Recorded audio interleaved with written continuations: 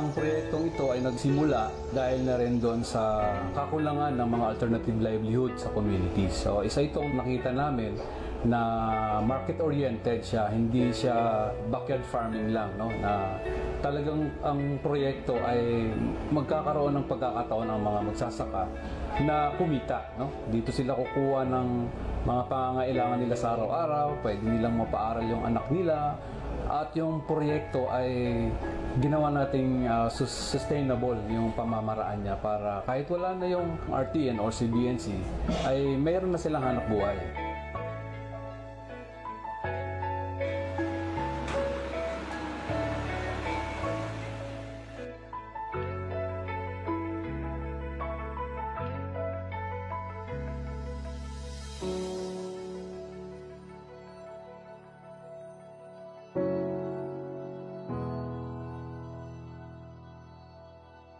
Ako po si Pina Bidro Pacon.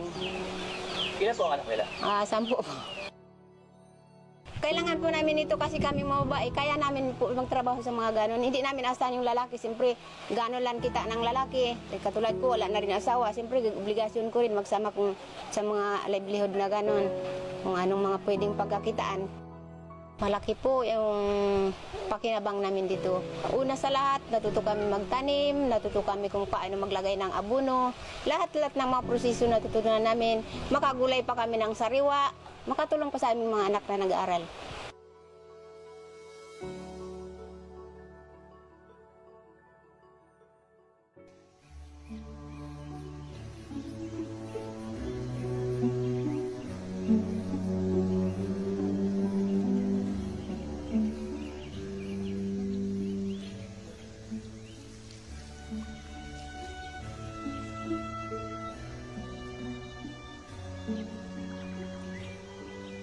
Yung mga gawain sa komunidad at pagmimina pwedeng magsama. Halimbawa, yung agrikultura or farm agriculture at farm tourism ay pwedeng mag-coexist doon sa mining industry. Dahil pwede pang magsimula ang mga resources na nanggagaling sa mining industry para matulungan, mai-boost yung development ng agriculture dito sa Batarasa.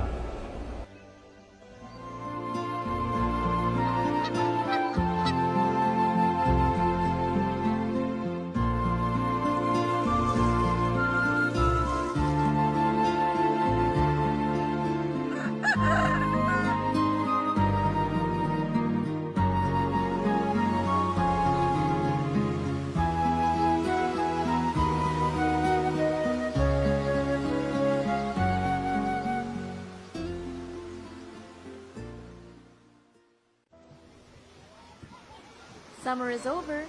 Rainy season has officially begun. Travel restrictions are up because of the pandemic, and for our health's sake, we need to observe social distancing. Then again, we still have our imagination. It's still free to dream, is it not? So where do you want to be? Ang Ursula Island, located offshore sa municipality ng Bataraza, Palawan, ay binansagang game refuge and bird sanctuary. Ang maliit na islang ito ay nagsisilbing haven sa iba't ibang migratory birds mula China during their winter season. Nakakatuwang isipin na sa loob ng 15 to 20 minutes ay maiikot mo na ang buong isla. Mapapansin na walang presensya ng kahit anong resort dito. Ito ay upang mapanatili ang kagandahan ng isla at maprotektahan ang libo-libong rare species of birds na nananahan dito. Just good old-fashioned enjoyments in the island. Seashore strolls and sunbathing on pure white powdery sand, birds at sunset watching, and of course, swimming sa crystal clear beach water.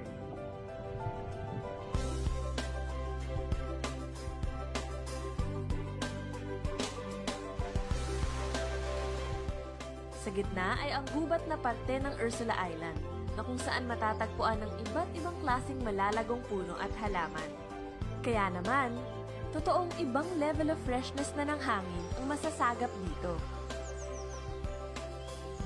RTNMC protects the Ursula Island Game Refuge and Bird Sanctuary. Part of its responsible mining mission, Rio Tuba Nickel is scheduled to plant over 100,000 seedlings of mangroves in over 48 hectares of coastal areas to to protect and enhance marine biodiversity. Happy thoughts for happy life experiences. We all love to relax, enjoy life, and be at the beach. But for now, stay home and keep safe. When this is all over, we'll see you here in Ursula Island.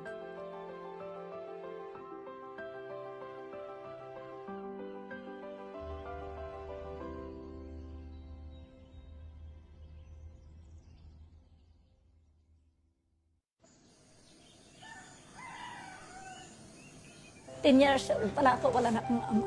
Habang nakaupo ako sa may pilapil, hindi ko may usawa paiyak kasi naalala ko yung anak ko na kahit mahirap kami, kahit saging na kamunti ang kanyang kakainin, napakahirap.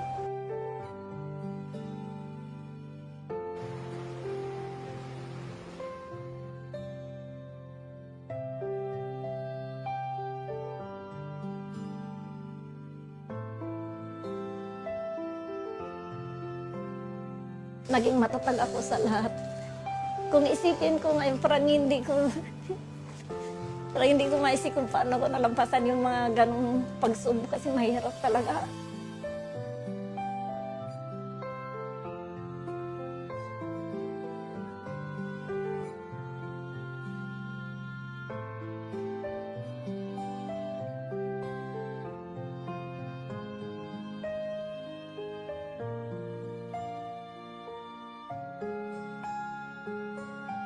Nagkaroon ng programa yung ILS.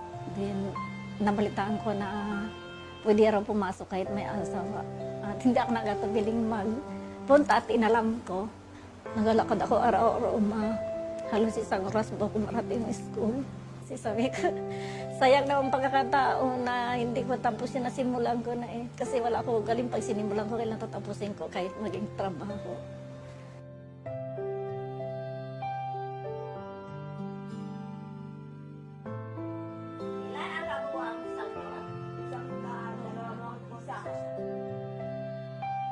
Nag-apply na ako ito sa ILS at saka nagturo na ako sa mga katutumbok kasi gusto ko rin makatulong para may hatid sa kanilang edukasyon.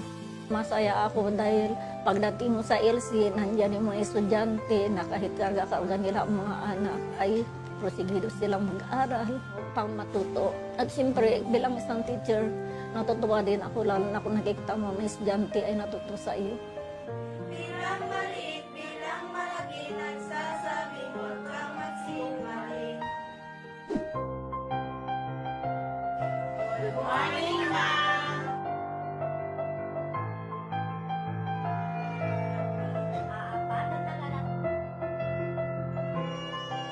Dahil sa kanila, nandito ako ngayon. Na masabi kong success na rin ako sa buhay. Marami na akong naipundar. Natulungan ko ng mga anak ko kahit may asawa. Hindi ko po yun inasahan na makapag-aral pa ako na may pamilya ako, may mga anak. Masabi ko lang, pagsikapan nilang mag-aral kasi kahit matanda ka na, meron ka pang mararating sa buhay.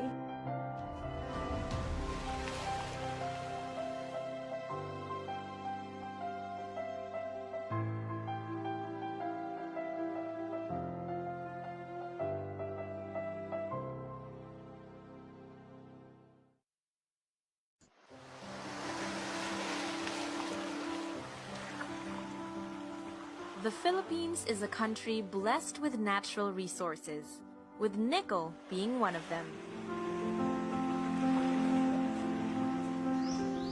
At the same time, the mining industry in the Philippines is also a favorite whipping boy of environmentalists, many of whom insist there is no place for mining in the country.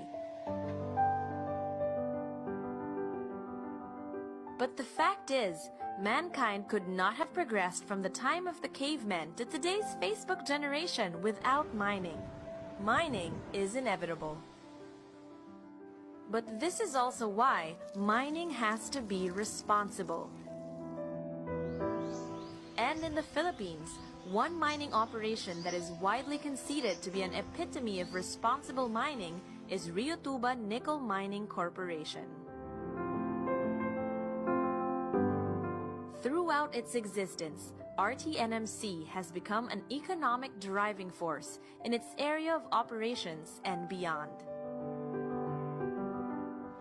and Riotuba from being a remote mining area to a bustling community of over 22,000 people. The impact of RTNMC on its community and environs is palpable in its programs such as the RTN Hospital. RTNMC is spending over $3 million for the 30-bed RTN community hospital that provide diagnostic, therapeutic, and preventive healthcare to the community, especially to the indigenous peoples who otherwise would have no access to modern healthcare.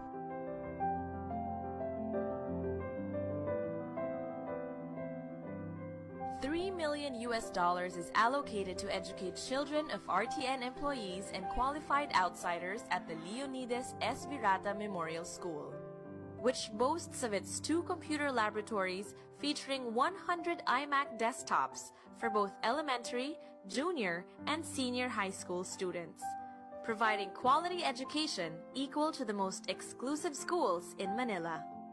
$1 million is allocated on indigenous learning system, which provides educational opportunities to the indigenous peoples in the area.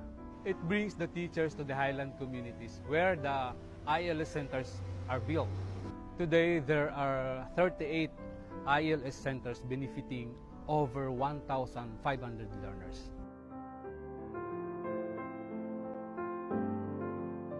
Kami po ay lubos na nagagalak sa aming mga mag-aaral na katutubo na sila po kahit ay may edad na, may mga anak pa, sila ay nagpupursige upang mag-aral sa Indigenous Learning System. Sila po ay nandito upang matutong magbasa, magsulat at magkwenta sapagkat ito ay malaking bagay na kanilang magagamit sa kanilang pang-araw-araw na buhay. Lalo na po din sa kanilang pagninegosyo at sa kanilang pagtitinda, sila po ay hindi maloko ng kanilang kapwa.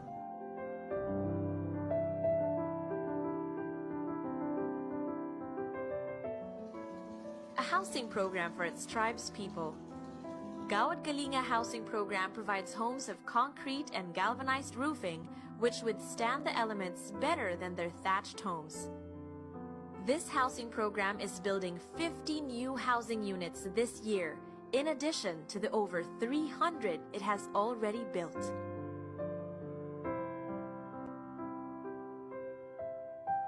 We are helping the local farmers increase opportunities for wealth creation through farming of higher value crops.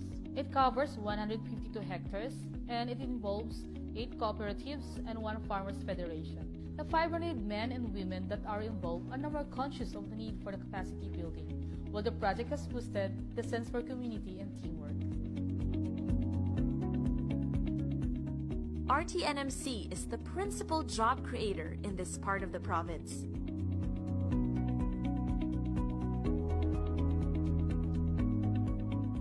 Riotuba Nickel pays out on average the equivalent of 3 times the mandated wage for the Mimaropa region.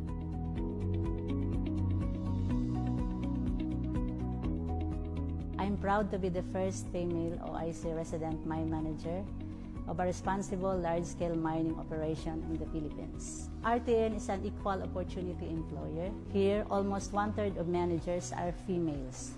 It is a proof that even in a male-dominated industry, qualified females can rise to the highest position of responsibility. We also invest in trainings. At RTNMC, we put our people at the center of what we do. RTN provides total community facilities for its employees and their dependents, where housing and utilities are free and education and medical care is almost totally subsidized. Paying the right taxes and on time. RTN has been recognized as one of Palawan's top taxpayers. We have accomplished all these through the efficient use of our God-given natural resources.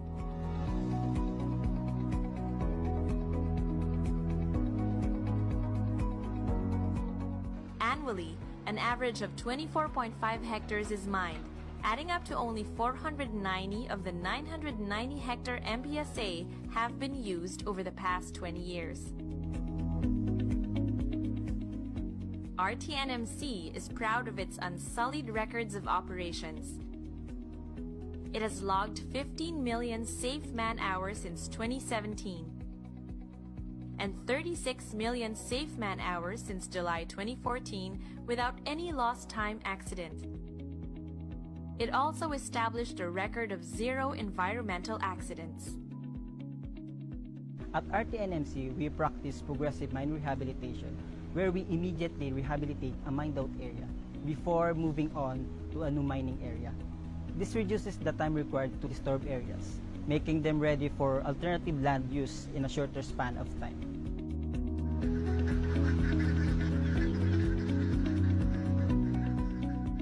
To ensure the viability of mine closure plans, RTNMC continuously contributes to the fund for the final mine rehabilitation and decommissioning plan, which currently stands at $2 million. A further $100,000 rehabilitation cash fund and another $10,000 for monitoring and environmental trust fund are available and grow annually. Of course, RTN is keen on protecting and promoting land and marine biodiversity in its areas.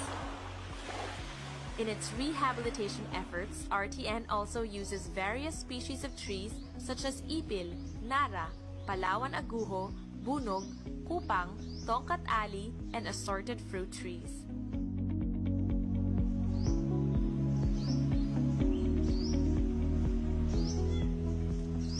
RTNMC protects the nearby Ursula Island Game Refuge and Bird Sanctuary, which is within a 68-hectare marine sanctuary within Coral Bay where ore loading, barging, and shipping activities take place. It is scheduled to plant over 119,000 seedlings of mangroves in over 48 hectares of coastal areas to protect the enhanced marine biodiversity. Because mining means temporarily disturbing the environment, the mine area of RTNMC is dotted with canals, sumps, and siltation ponds. These ensure that runoff surface water is collected in areas where silt can settle before final discharge into the Rio Tuba River that leads into Coral Bay.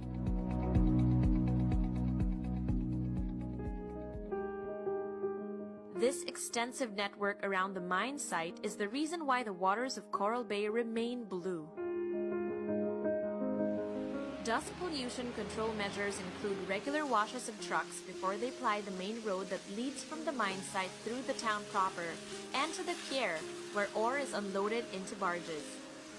In the mine site itself, huge sheets of canvas are used to cover stockpiles to prevent erosion and dust. We conduct mine tours, inviting people to visit our town site and mine site despite its distance. It is important for us to reach out to the next generation of Filipinos. To do this, we also sponsor information and education campaigns in various campuses throughout the country, with mining and geology students being the spokespersons in order to reach out to their fellow millennials. RTN participates in transparency efforts such as the Extractive Industry Transparency Initiative, or EITI, making public its tax payments and contributions to the community so that the public is better informed of how wealth is created and shared. It contributes to the sustainability report that is part and parcel of the annual report that Nickel Asia issues to its stockholders. As a result, RTN has many times over been recognized during the annual Mine Safety and Environment Conference as one of the best mining operations in the Philippines, winning the highest award, the Presidential Mineral Industry Environmental Award, 4 times, the most recent of which was in 2018. We are conscious of our position within the mining industry in the Philippines as one of the models of responsible mining. Rio Tuba does its share to spread the message that responsible mining is real and responsible mining is the only way. The logic behind Rio Tuba's decades of responsible mining is simple. If it is not responsible, it is not mining.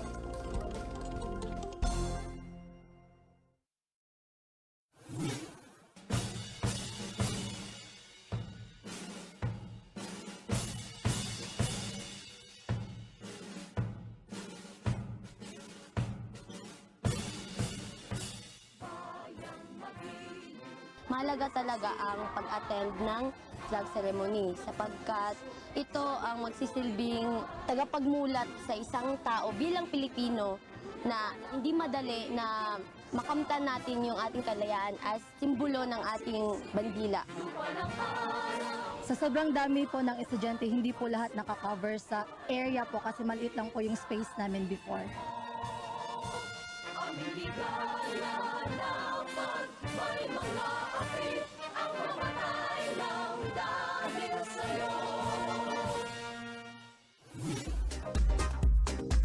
Ang pagiging isang mabuting anak ay natututunan natin sa ating mga tahanan.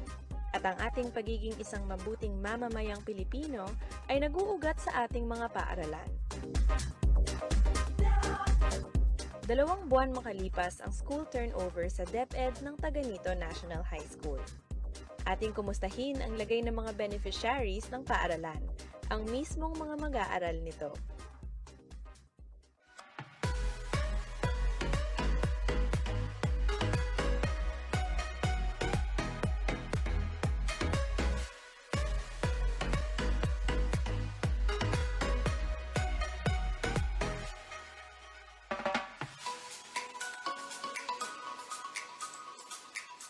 Ngayon po, mas maliwalas po siya, tapos mas plaster siya diri sa compared lagi sa una.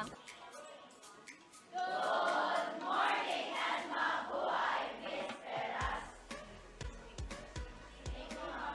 Masarap na po mag-aral sa bago naming classrooms ngayon dahil nga po sa isang silid-aralan po ay hindi na po kami gaano nagsisiksikan. At saka po kompleto na po lahat ng mga gamit sa aming paaralan. Kagaya naman po sa mga reportings, meron na po kami mga projectors, mga teachers po nagpapagamit na po ng laptops, at saka sabi niya po na yung mainit, hindi na po kasi mainit kasi nga gaya ngayon sa isang silid-aralan, less 40 students na lang po yung pasok doon. So, hindi na po siya gaanong crowded. So, nasa estudyante na lang po yan kung paano nila pinapahalagahan ang mga gamit na binibigay sa amin po.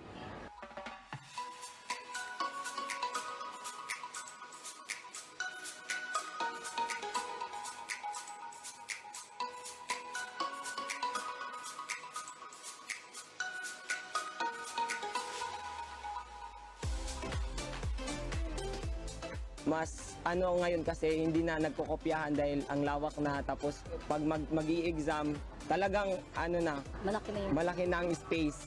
Epektibo po yung pagtuturo ngayon ng mga teachers sapagkat noon ang paaralan namin ay blackboard lang yung nagpagitan ng ibang mga estudyante. Kaya rinig na rinig namin yung klase ng ibang section o ibang classroom. So hindi kami makapag-focus. Hindi na masyadong naha-high blood yung mga guro na magtuturo sa amin kasi hindi na masyadong maingay kasi sapagkat maluwag na at saka may kanya-kanya na kaming silid-aralan dito sa school.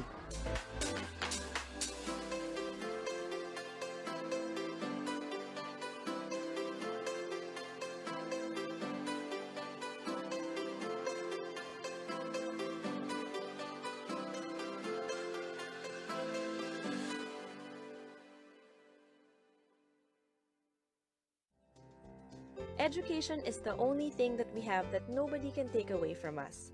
Kaya naman, mga proyekto sa edukasyon ang mga pangunahing prioridad sa corporate social responsibility ng Nickel Asia Corporation bilang halimbawa ng responsableng pagmimina.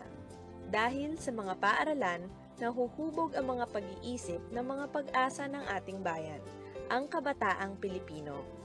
Salamat ka, Radyo, sa bago namong eskwelahan, TH5 of Taganito Mining Corporation.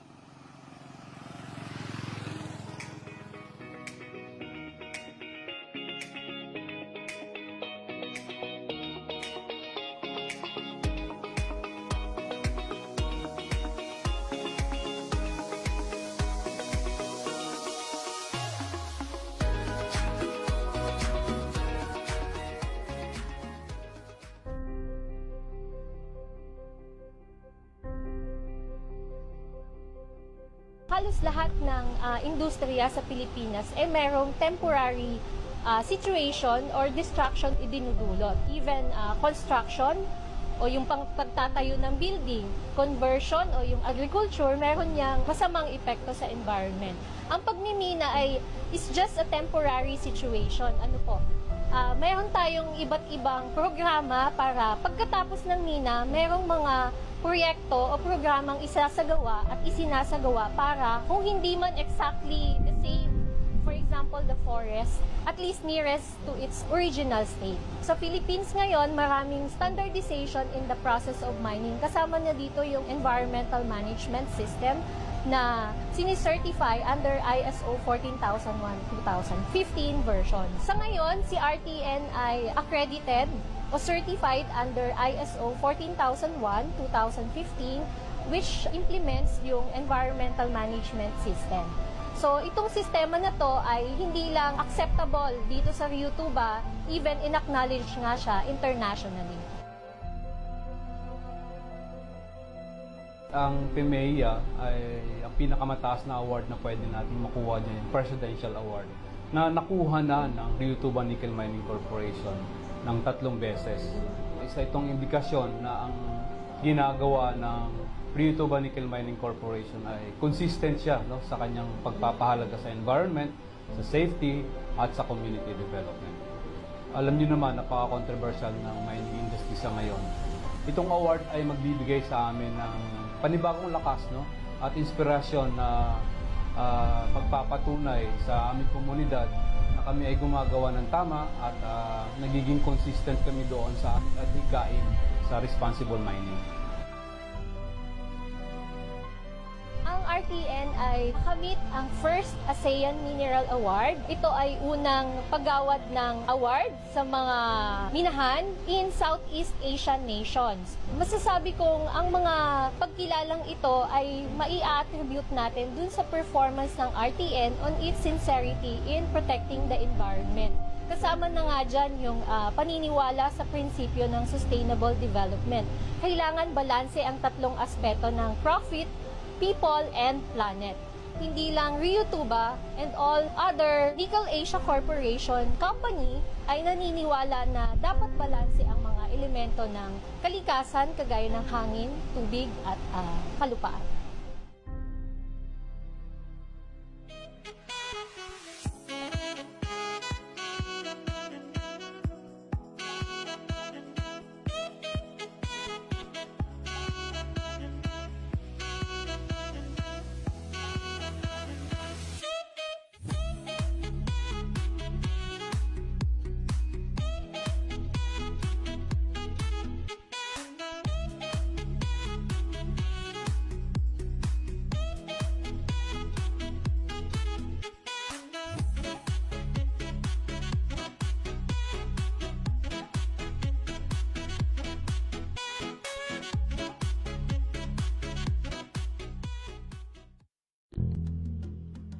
Near the southernmost tip of the island paradise, Palawan, lies a mining operation considered a frontrunner in responsible mining in the Philippines. The Rio Tuba Nickel Mining Corporation and the adjacent refinery of Orendain Nickel Corporation are under Nickel Asia, the largest producer of raw and processed nickel ore in the country and one of the biggest in the world. Rio Tuba operations date back to 1977. It spent billions in dollars not just in mining and processing nickel ore, but also to rehabilitate hectares of mined-out lands. In Rio Tuba, it partnered with locals and indigenous tribes to build a self-sustaining community at the mining site. Rio Tuba supplies limonite ore to Coral Bay, a hydrometallurgical nickel processing plant which converts mining wastes and low-grade nickel into high-value compounds. It's the second refinery of Nickel Asia, with the first one in Surigao del Norte. 2017 is a time of upheavals for the mining sector. Former Environment Secretary Gina Lopez shut down 23 mining sites in February, including Nickel Asia's subsidiary, Hinatuan Mining Corporation, for operating on functional watersheds and displacing local communities. Lopez often mentioned Nickel Asia in Palawan as one of the few she will not shut down. In a visit to the site, she said she loved the rehabilitation work being done by Nickel Asia. Sa experience ko in doing any kind of development work is if you have a model, what you are saying is, pwede pala, kaya pala natin. And this sets the bar. Before her confirmation was rejected, Lopez also banned future open-pit mining in the country. She called open-pit mining madness. The ban does not cover existing open-pit mines. Her issuances stand until new ones are in place. Open-pit style is how Rio Tuba extracts saprolite and limonite ore, which are shipped raw or processed to Japan, China, and Australia. The buyers use these to make stainless and carbon steel. Open pit mining is being done in the area behind me by the Rio Tuba Nickel Mining Corporation. It is part of the 990 hectares given to the company under its mineral production sharing agreement with the government. I am actually standing on a stockpile of nickel ore that will be shipped to China and Japan. Rio Tuba excavates land between 5 to 20 meters from the topsoil to extract nickel, but stops upon reaching the bedrock. The process involves deforestation and excavation of vast tracts of land, angering environmentalists and communities. Open-pit mines involve the use of trucks and other heavy mechanical equipment, which can cause noise pollution. Decades of excavation lead to barren landscapes and dirty air, with red dust covering roads of surrounding towns. Wastewater from the mine can pollute nearby streams and rivers. In some cases, open-pit mining forces residents to resettle to other areas, uprooting them from their communities. But Nickel Asia Vice President for Corporate Communications Jose Bayani Bailon says responsible mining can be done, but it comes with a hefty price. Of the 990 hectares given to Rio Tuba under its mineral production sharing agreement, only about 300 to 400 hectares are being mined. Once the company is done mining a certain pit, rehabilitation begins. It's expensive. Having to recontour the land, then having to cover it up with topsoil and chicken dung and everything, and of course planting all of those seedlings which come from your seedling bank. I mean that's an operation which only responsible miners would take. It took Rio Tuba 9 years to turn this 25-hectare open pit into a landscape thriving with many species of trees, shrubs, vegetables, fruits, insects, and animals. From 2001 to 2015 alone, Rio Tuba spent more than 920 million pesos for environmental protection services. Nickel Asia also employs local residents and indigenous tribes. Regularized workers are given free housing and have walking distance access to quality healthcare, education, and other facilities. As long as a relative is working at the mine or one of the institutions, the family keeps the house. Several hospitals and school staff are Nickel Asia scholars. In 2016, it received an award from its peers for excellence in environmental management. Environmentalists say open-pit mining obliterates biologic life at the surface, and no amount of rehab can bring that back.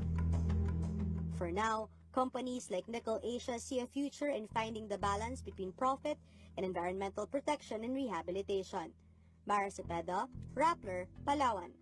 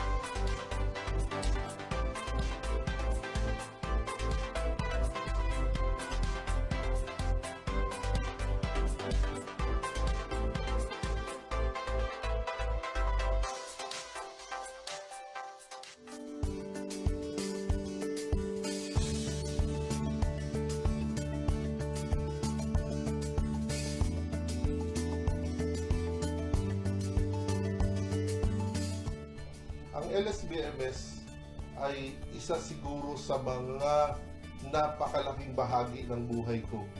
Siya ang naging pangalawang tahanan ko, naging pangalawang magulang ko. Yung dedication ng mga teachers namin noon, hanggang ngayon alam ko nandyan yung mga teachers na yan para tumutok at gumabay sa amin. Ang nagawa nila sa edukasyon ko, maging doktor. Kung hindi dahil sa kanila, hindi ako magiging isang doktor, hindi ako magiging isang manggagamot.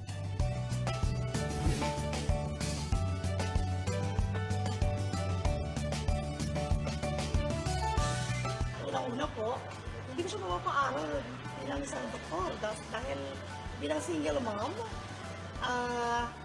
masyado po imposible yun. Dahil sa dalawang company, RTNMC at CBNC, naging posible po ang lahat ng imposible.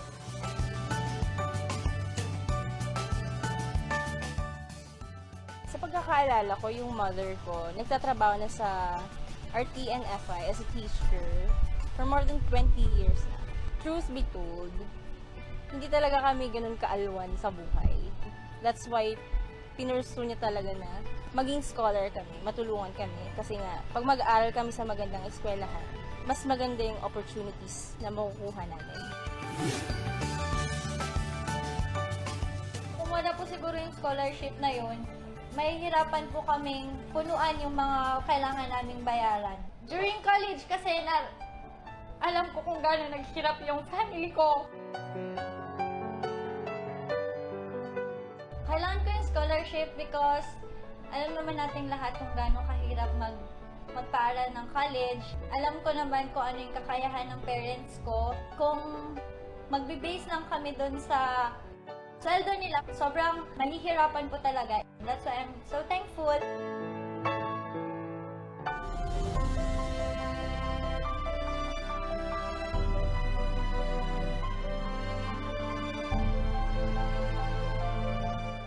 In my heart, gusto ko talagang mag-give back sa help na binigay nila sa akin. Kasi without them naman, hindi ko ito mararating.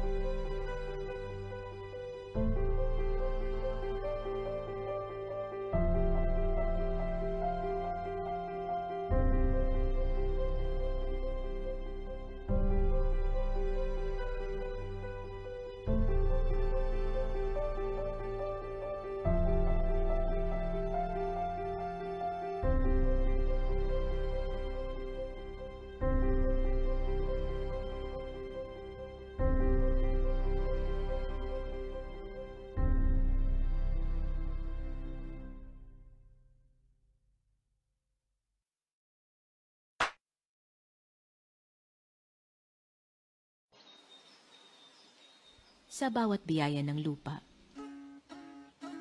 ang sagot ay pasasalamat. Kasama sa bawat dasal, ang pakiusap na huwag mawala. Ang lupang nililinang upang maging biyaya sa lahat. Ako po si Nonoy Siplan ng Barangay Taratak. Yung tribo po namin, Katutubong Palawan. Binago ng pagmimina ang buhay ng mga katutubong gaya ni Nonoy. Maaaring sabihin na sila ang orihinal na may-ari ng lupaing mayaman sa nikel at iba pang mahalagang mineral. Nang maibenta nila ang kanilang lupain sa mga dayo, nanirahan na lamang sila sa mga paanan ng bundok. Dati kasi, ang hirap ng buhay namin. Pag maraming mga tao, parang ayaw namin makipaghalubilo. Basta kami mamuhay lang sa kabundok, mga ganon. Nang maisabatas ang RA 8371 o ang Indigenous Peoples' Rights Act of 1997, nagkaroon ng royalties ang mga komunidad ng katutubo sa kinikita ng mga minahan. Kailangan makonsulta yung mga katutubo. Kung halimbawa mayroong mga pumasok na ganitong pagkakataon, mga pagmimina. So doon po yung umusbong na iba po yung aming pananaw. Doon po yung nabago yung buhay namin. Ngunit bukod sa ipralo, ang batas sa maayos na pagmimina ang naging daan sa iba pang oportunidad. Ang malinang hindi lamang ang lupa, kundi ang galing na taglay nila.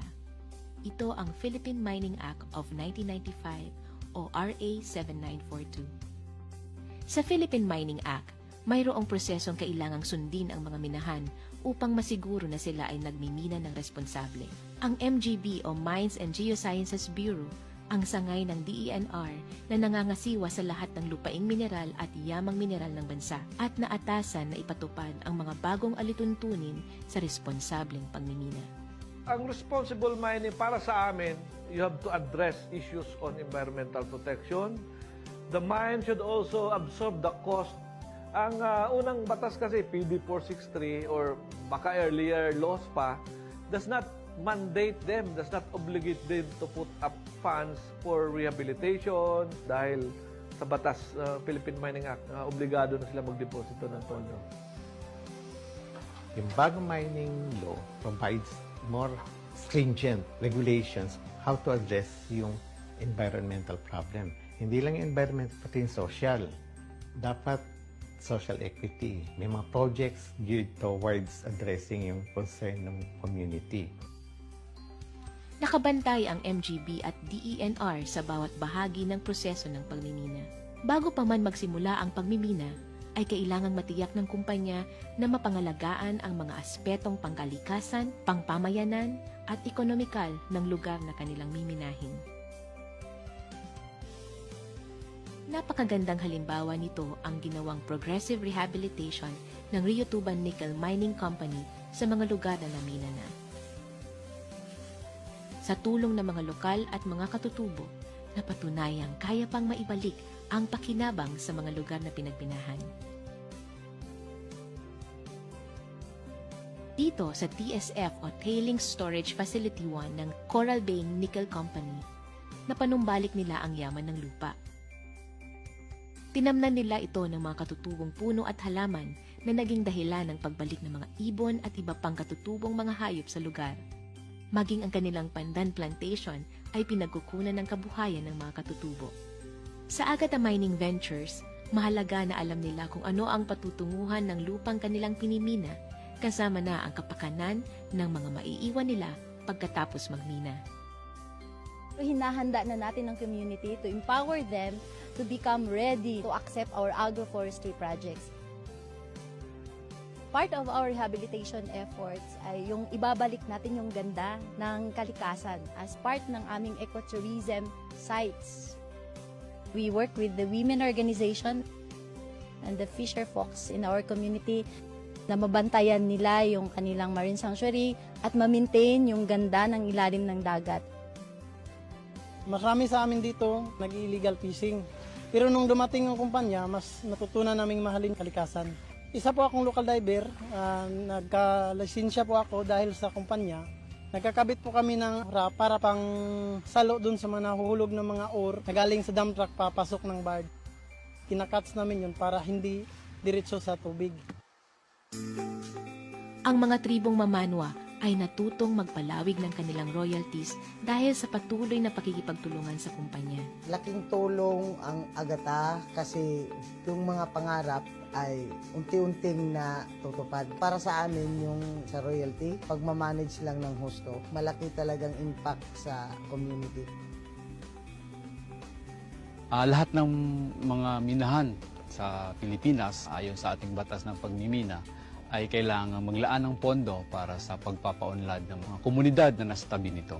Ang tawag dito ay Social Development and Management Program. Sa ngayon, makikita mo yung public infrastructure, mga health facilities, may mga educational institutions. Yung road network natin ay established na at nakakapagbigay ng company ng mga mas malalaking mga proyekto tulad ng mga water system, mga schools para sa mga katutubo. Ganon din ang mga scholarship program.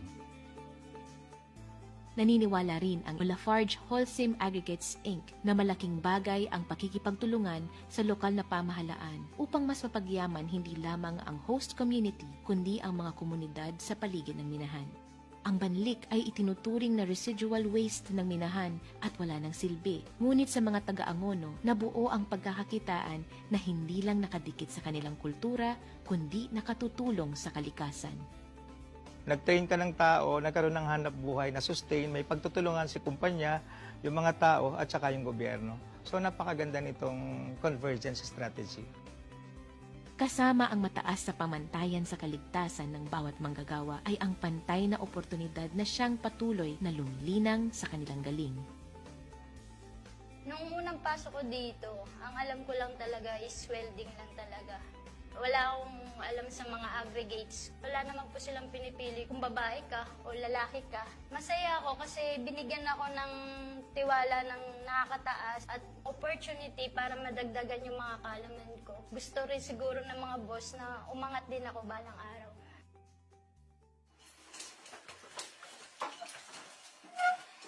Antay mo sigurong list na ragsak iti biyag ti miniro, antay ibang nga nabak nang tayo. Kinapulpuno na tadtalangan na legal kami, illegal kami nga nabayan. Sa Cordillera Autonomous Region, ang Minahang Bayan ay daan upang ang small-scale miners ay mapormalisa at mas madaling ma-monitor. Ang pinakadireksyon talaga at ang pinakamahalaga na ini-implement ng MGB ay walang iba kung hindi yung tinatawag natin na yung formalization. Sa batas kasi, maaari silang mag-form into cooperative. Sa CAR, ang LIPMA o Luwakan Itogon Pocket Miners Association ang kauna-unahang nakakuha ng small-scale mining contract mula sa pamahalaan. Pagyamang kami kamang iti gobyerno ta linigal da kami. Ipagsayatan na ti legal.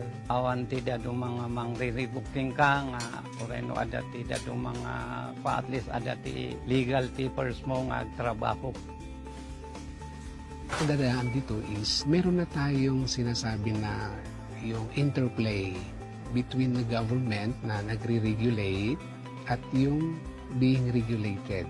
And of course, dito sa pagbigay ng permit, yung social, environment, safety is taken into consideration na yun po ang inaalaw ng gobyerno natin sa activity ng pagmimina. Small-scale miners can mine responsibly. Yun din naman ang gusto nilang ipakita. They would also like to show na even if they are small-scale miners, they could also be responsible miners. They are very cooperative naman. That's why they welcome yung mga operations nila would be legalized. Responsible mining is very much possible both for large-scale mining companies and for small-scale miners. Dito LIPMA, kayang-kaya may nga responsible ito nga trabaho mita. Idi pa lang na ito nga inrugi mi. Dito intad iti apo Diyos kada kami na ito nga pagbiyagan dito and mi dito luwakan antamok. Nung malaman ko na meron siyang scholarship, tuwan-tuwa ako noon. Kasi ang laki nung privilege na yun. Hindi yan mapupulot kahit saan. Yung pangarap niya, matutupad. Support lang ako eh. Siyempre, proud ako. Nung pumasa siya, tuwa-tuwa pati nanay ko, chewing ko, lahat sila. May engineer na kami. Na-realize ko na may mas kaya pang ibalik sa ibang tao, sa community. Kaya ako mag-give back. Higit pa sa naitulong nito sa kalikasan at sa mga komunidad, pinakamalaki ang naiambag ng responsabling pagmimina sa paglinang sa kakayahan ng mga tao.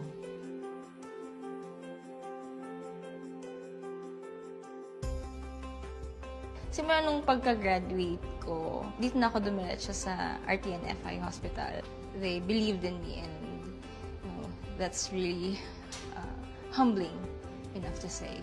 I get to give back to the community who helped me improve so much in life and those who help my family, not only me, to improve sa pamumuhay namin. I want my students to dream high for themselves. I know yung process ng pagiging responsible na minahan, hindi madali. Mining is a social transformer. Hindi lang yung individual na kakayanan ng tao yung nade-develop ng minahan. but the community. Naging chieftain po ako. Naging leader po ako sa isang lugar. Natuto po ako sa lakbay-lakbay aral namin. Nakakita po ako ng nung hydropower.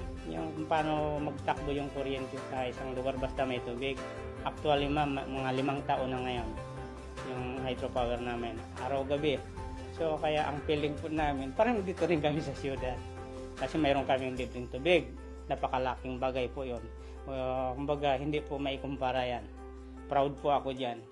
At napaunlad ko po yung aking komunidad. Darating ang punto na matapos na yung termino ng pagmimina, kahit pa paano, kahit mayroong pagbabago, inisip mo namin, makatayo kami ng sarili namin pa. Kapag nakakita ako ng mga tao na nagbago ang buhay dahil sa pagmimina, nakakatuwa, nakaka-proud kasi bihira ito no. Ang isang minahan kasi ay very unpopular na industry, no. Pero kapag nakikita mo na may tagumpay sa isang komunidad at isa ka doon sa nag-contribute sa tagumpay, nakaka-proud, no. Nakaka-proud kasi alam mo na may iwan kang magandang legacy sa kanila. In mining, minimina natin yung lupa para magiging kapaki-pakinabang sa tao. At the same time, nafe-feel ko, nalilinang yung aking talento. Matcha-challenge ka paano mo gawing colorful yung color brown. Yung dating mga nangingisda lang, umaakyat lang sa puno, ngayon nakikita mo, nagiging landscape master, nagiging producer ng fertilizers. Mayroon na silang skills, mayroon na silang education na hindi mananakaw. After the end ng mine life, kaya nating sabihin na empowered na yung community and they could stand on their own, resilient, and self-reliant. Are we doing it right? Is it enough? We've been asking those questions 4 or 5 years ago. But when MGB and the government were so active in making visits, doing audits in all our sites, we've been also very active in improving how we operate.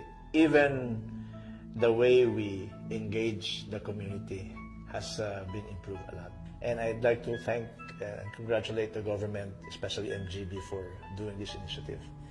Very, very good. Very good. Responsible mining is worth it. We now have better and stronger policies in place to protect the environment and local communities and to mine with a long-term positive effect. We should not be wasting the massive mineral wealth of the Philippines when it can be used to benefit the people. Moving forward, our goal is to harness this mineral wealth for progress and development, and the key to that is responsible mining. Kasama sa paglinang sa biyaya ng lupa, ang pagtuklas sa sarili at galing ng bawat isa. Yaman na siyang pinanggagalingan ng lakas at patuloy na pangarap.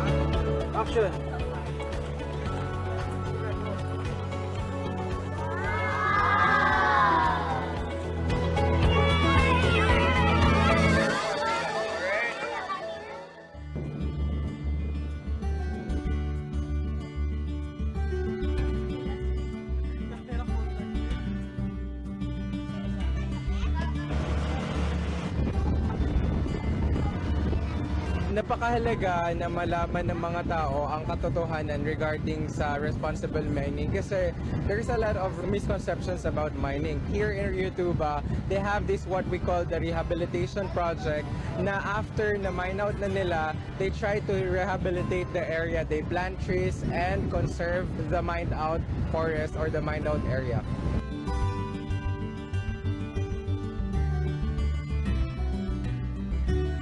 Dito sa Ryutuba River, isa po itong patunay na kahit merong mining sa paligid, as long as ginagawa yung mining ng tama, malinis pa rin po ng Ryutuba River. As you can see, it's very different from all those irresponsible mining na nakikita natin from the internet. Pag sinabing mining, ganito na siya. So napili namin to para maipakita na it's a misconception na mali yung iniisip nila na nilalahat nila lahat ng mining and that RTN is existing and RTN is responsible.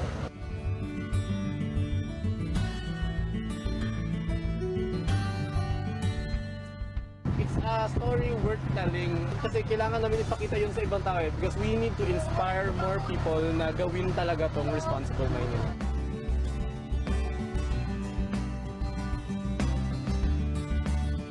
Napili namin yung RTN na para nagawa ng short film is nakita namin kung gaano ka-responsable yung minahan and sana tularan siya ng maraming minahan dito sa Pilipinas para naman maging responsable sila sa pag-aalaga ng kalikasan.